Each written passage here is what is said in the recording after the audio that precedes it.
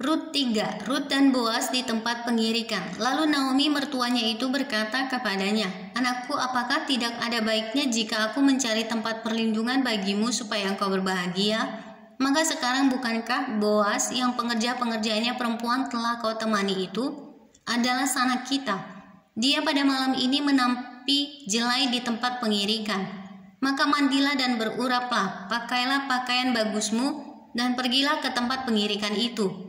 Tetapi janganlah engkau ketahuan kepada orang itu sebelum ia selesai makan dan minum.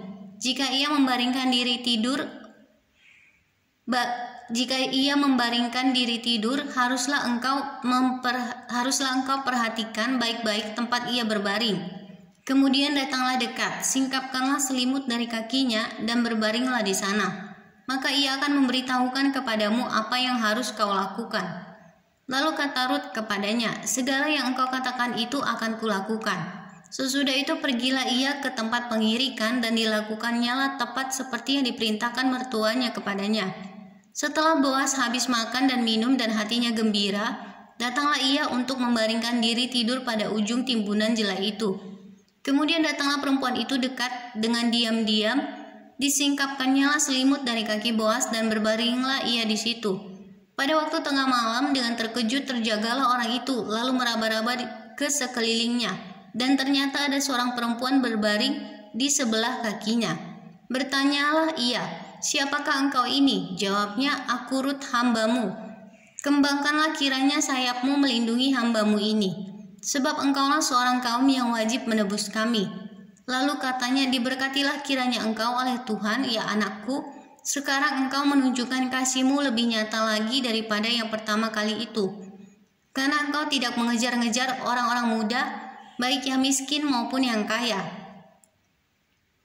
Oleh sebab itu anakku, janganlah takut, segala yang kau katakan itu akan kulakukan kepadamu. Sebab setiap orang dalam kota kami tahu bahwa engkau seorang perempuan baik-baik. Maka sekarang memang aku seorang kaum yang wajib menebus.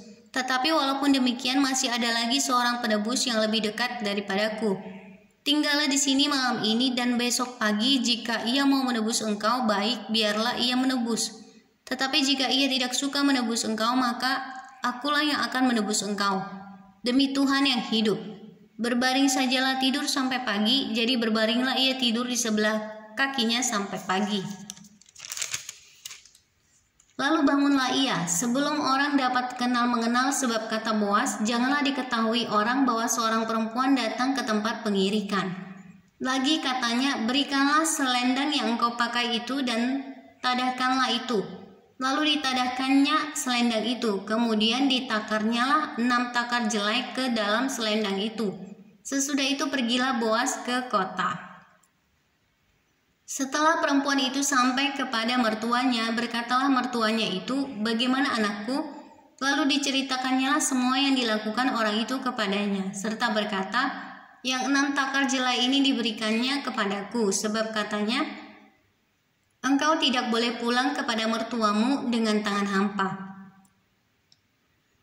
Lalu kata mertuanya itu, "Duduk sajalah menanti anakku sampai engkau mengetahui bagaimana kesudahan perkara itu. Sebab orang itu tidak akan berhenti sebelum diselesaikannya perkara itu pada hari ini juga."